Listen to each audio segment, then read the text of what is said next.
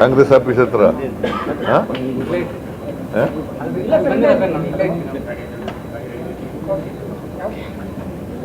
ಅವರು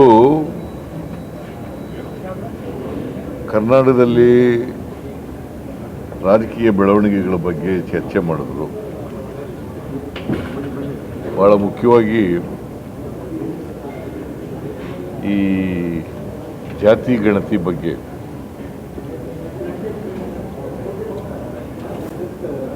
ಅದ್ರ ಬಗ್ಗೆ ಚರ್ಚೆ ಆಯಿತು. ಕೆಲವರು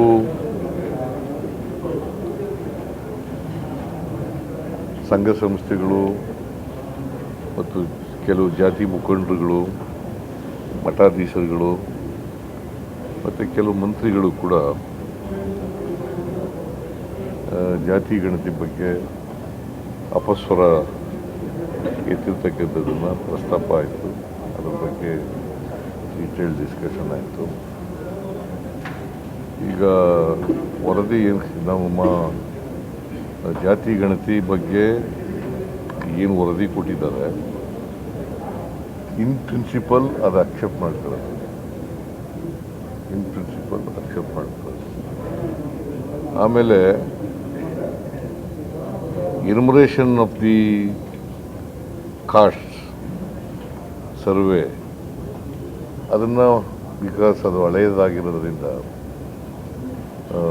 2015-16 ಇಸ್ವಿನಲ್ಲಿ ಆಗಿರೋದು 10 ವರ್ಷ ಆಗ್ಬಿಟ್ಟಿದೆ, 9-10 ವರ್ಷಗಳು. ಅದಕ್ಕೋಸ್ಕರ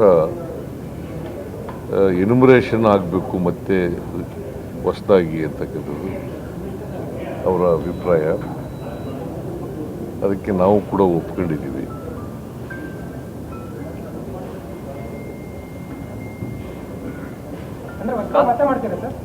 ಸರ್ವೆ ಮಾತ್ರ, ಜಾತಿ ಸರ್ವೆ ಮಾತ್ರ. In principle the report is accepted. ಜಾತಿ ಗಣತಿ ರಿಪೋರ್ಟನ್ನು in principle it is accepted.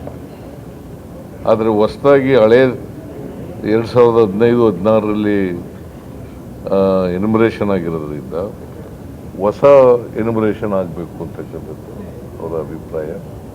ನಾವು ಕೂಡ ಒಪ್ಕೊಂಡಿದ್ದೀವಿ. ಅದನ್ನು ಇನ್ನೊಂದು ಒಬ್ಬರು ಈಗ ಹೇಗೆ ನಾವು SCಗಳದು ಸರ್ವೆ ಮಾಡಿಸ್ತಾ ಇದ್ದೀವಿ, ಅದೇ ರೀತಿ ಇನ್ನೊಂದು ನಂಬರ್ಗೋಸ್ಕರ ಎನ್ಯುಮರೇಷನ್ ಮಾಡಿಸ್ತಕ್ಕಂಥ ಕೆಲಸ ಮಾಡ್ತೀವಿ. ಐ ರಿಪೀಟ್, ಗೊತ್ತಾಯ್ತಾ? ನೀವು ಏನೇನೋ ಬರೆದು ಬಿಡಬೇಡಿ. ಆಮೇಲೆ ಬರೆಯಕ್ಕೆ ಹೋಗ್ಬೇಡಿ. ಸರ್ವೆ ಆದಷ್ಟು ಜಾಗ್ರತೆ. ಈಗ 60 ದಿನನ 70 ದಿನನ 90 ದಿನದೊಳಗಡೆ ಸರ್ವೆ ಆಗ್ಬೋದು, ಕಂಪ್ಲೀಟ್. ಅಷ್ಟೊಳಗಡೆ ರಿಪೋರ್ಟ್ ಎಲ್ಲ ಕೊಟ್ಬಿಡ್ಬೇಕು,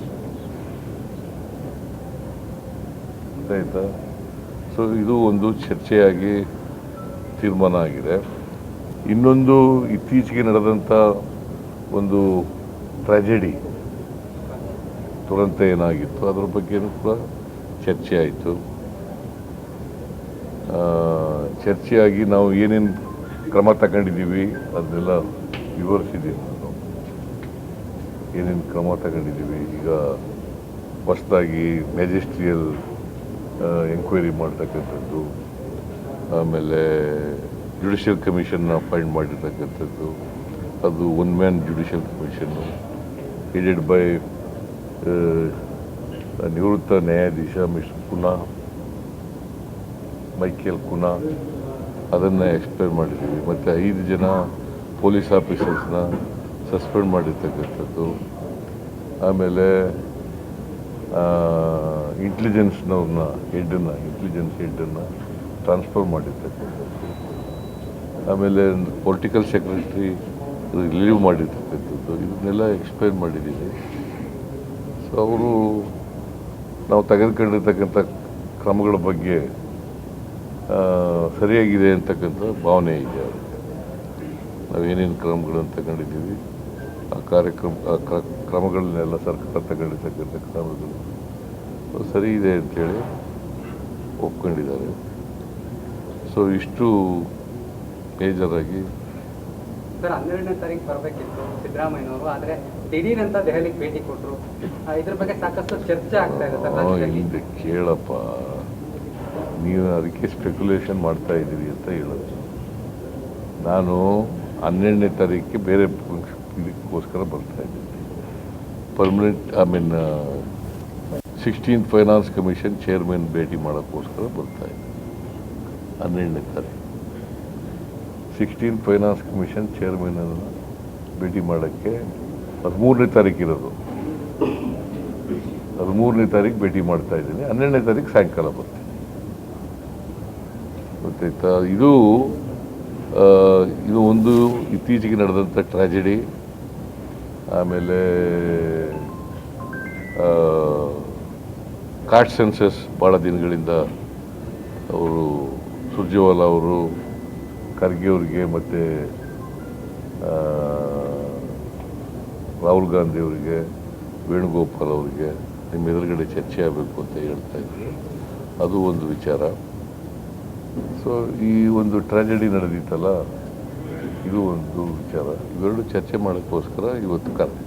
ಸಚಿವ ಸಂಪುಟ ಪುನರ್ರಚನೆ ವಿಚಾರವಾಗಿ ಏನು ಮಾತಾಡಿ ನಾನು ಏನು ಹೇಳಿದ್ದೀನಿ ಅದು ಬರೀರಿ ಅಂತಂದರೆ, ಸಚಿವ ಸಂಪುಟದ ಬಗ್ಗೆ ಚರ್ಚೆ ಆಗಿಲ್ಲ ಅಂತ ಹೇಳಿದ್ರೆ ಸಚಿವ ಸಂಪುಟದ ಬಗ್ಗೆ ನೀವು ಹೇಳೋದನ್ನೇ ನಾನು ಹೇಳ್ಬೇಕಾ? ಸರ್, ಕಳೆದ ಬಾರಿ ಮೇ ತಿಂಗಳ ನಂತರದಲ್ಲಿ ಆಗಬಹುದು ಅನ್ನುವಂಥ ಮಾತನ್ನು ತಾವೇ ಹೇಳಿದ್ರಿ. ಹಾಗಾಗಿ ಯಾರು ನಿನ್ಗೆ ಹೇಳಿದ್ನ? ಅಲ್ಲ, ಕಳೆದ ಬಾರಿ ನಿನಗೆ ಹೇಳಿದ್ನ? ಮೇ ತಿಂಗಳ ನಂತರದಲ್ಲಿ ನಿನಗೆ ಹೇಳಿದ್ನ? ದೆಹಲಿಗೆ ಬಂದಂತ ನಿನಗೆ ಹೇಳಿದ್ದೀನಯ್ಯ? ಸುಮ್ಮನೆ ಏನೋ ಕಥೆ ಹೇಳಕ್ಕೆ ಪ್ರಶ್ನೆ ಕೇಳಬಾರ್ದು. ನಿಮ್ಮ ಜೊತೆ ಹೇಳಿದ್ನಾ?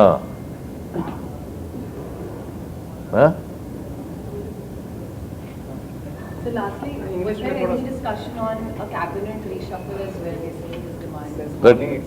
That was not discussed at all. Sir, ಈಗ ಇಡೀ 100 ಕೋಟಿ ಮೌಲ್ಯದ ಆಸ್ತಿಯನ್ನ ಮುಟ್ಬೋದು ಹಾಕೊಂಡ್ರೆ ಮಾಡಲಿ, ಬೇಡ ಅಂತಂದವ್ರು ಯಾರು? ಈಗ ಸೈಟ್ಸ್ಗಳನ್ನ ಬೇರೆಯವರು ಕೊಟ್ಟಿರೋದನ್ನ ಅದ್ರ ಬಗ್ಗೆ ಕ್ರಮ ತಗೊಂಡಿದ್ದಾರೆ, ತಗೊಳ್ಳಿ. No objection. ಸರ್, ಈಗ ಕೇಂದ್ರ ಸರ್ಕಾರ ಈಗ ಸಂಸತ್ನಲ್ಲಿ ಈ ಒಂದು ಘಟನೆ ಏನಿದೆ, ಅಂದ್ರೆ ಚಿನ್ನಸ್ವಾಮಿ ಕ್ರೀಡಾಂಗಣದಲ್ಲಿ ನಡೆದಂತ ಘಟನೆ ಏನಿದೆ, ಅದನ್ನ ಚರ್ಚೆ ಮಾಡಬೇಕು ಅನ್ನುವಂತಹ ನಿಟ್ಟಿನಲ್ಲಿ ಮಾತುಕತೆಯನ್ನ ನಡೆಸ್ತಾ ಇದೆ ಸರ್ಕಾರದ ವಿರುದ್ಧ ಅನ್ನುವಂಥದ್ದು. ಯಾವುದು? ಕೇಂದ್ರ ಸರ್ಕಾರ ಸರ್, ಈ ಘಟನೆ ಬಗ್ಗೆ ಸಂಪೂರ್ಣವಾಗಿ ಸರ್ಕಾರ ಮೊದಲು ಕುಂಭಮೇಳದ ಚರ್ಚೆ ಮಾಡಲಿ, ಆಮೇಲೆ ಇದು ಮಾಡಲಿ. ಆಮೇಲೆ ಪ್ರೈಮ್ ಮಿನಿಸ್ಟ್ರು ಒಂದು ಸೇತುವೆ ಉದ್ಘಾಟನೆ ಮಾಡಿದ್ರಲ್ಲ, ಅಲ್ಲಿ 140 ಜನನ ಎಷ್ಟು ಸತ್ತೋದ್ರು, ಅದನ್ನು ಚರ್ಚೆ ಮಾಡಲಿ ಅಲ್ವಾ? ಸರ್ಕಾರ ನೇರ ಹೊಣೆ ಹೊರಬೇಕಿತ್ತು. ಚರ್ಚೆ ಮಾಡ್ಬೇಕಲ್ವೇನೆ ಇದನ್ನ? ಮತ್ತೆ ನೀವು ಬರೀ ಕರ್ನಾಟಕದಲ್ಲಿ ನಾನು 11 ಜನ ಸಾಯಬಾರ್ದಾಗಿತ್ತು. ನಮ್ಮದು ವ್ಯಥೆ ಇದೆ, ಎಲ್ಲ ಯಂಗ್ಸ್ಟರ್ಸ್ ಸತ್ತೋಗಿದ್ದಾರೆ, ಅದ್ರ ಬಗ್ಗೆ ವ್ಯಥೆ ಇದೆ. ಅದನ್ನು ನಾವು ಬೆಂಗಳೂರಿನಲ್ಲೂ ಹೇಳಿದ್ದೀನಿ, ಇಲ್ಲೂ ಹೇಳ್ತಾ ಇದ್ದೀನಿ.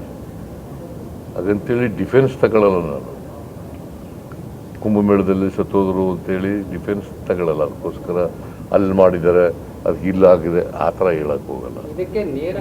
ಇದು ಸತ್ತರೆ ಎಲ್ಲರೂ ಕೂಡ ನಾವು ಅದಕ್ಕೆ ವ್ಯಥೆ ಪಡಬೇಕಾದದ್ದು ಪ್ರತಿಯೊಬ್ಬರ ಜವಾಬ್ದಾರಿ, ದುಃಖ ಪಡಬೇಕಾಗಿರೋದು ಪ್ರತಿಯೊಬ್ಬರ ಜವಾಬ್ದಾರಿ.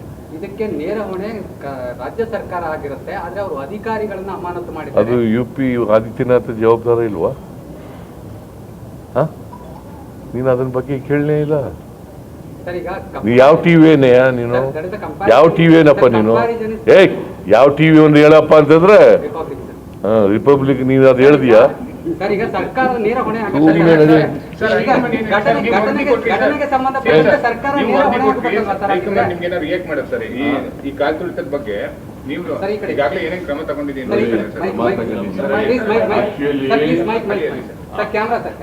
ಆಕ್ಚುಲಿ ಈ ಘಟನೆ ಬಗ್ಗೆ ಮಾತಾಡಲೇಬಾರದು. ಯಾಕಂತಂದ್ರೆ ನಾವು 1 ಮ್ಯಾನ್ ಕಮಿಷನ್ ಅನ್ನ ಅಪಾಯಿಂಟ್ ಮಾಡಿದ್ದೀವಿ. ಅಲ್ಲಿ ಏನು ವರದಿ ಬರ್ತದೆ ನೋಡ್ಕೊಂಡು ಆ ವರದಿನಲ್ಲಿ ಯಾರು ತಪ್ಪಿತಸ್ಥರು ಅಂತ ಹೇಳ್ತಾರೆ ಅವ್ರ ಮೇಲೆ ಕಠಿಣವಾದಂಥ ಕ್ರಮ ತಗುತ್ತೆ. ಹೆಚ್ಚಿನ ವಿಡಿಯೋಗಳಿಗೆ ಪ್ರತಿಧ್ವನಿ ಯೂಟ್ಯೂಬ್ ಚಾನೆಲ್ ಸಬ್ಸ್ಕ್ರೈಬ್ ಮಾಡಿ, ಬೆಲ್ ಐಕಾನ್ ಕ್ಲಿಕ್ ಮಾಡಿ.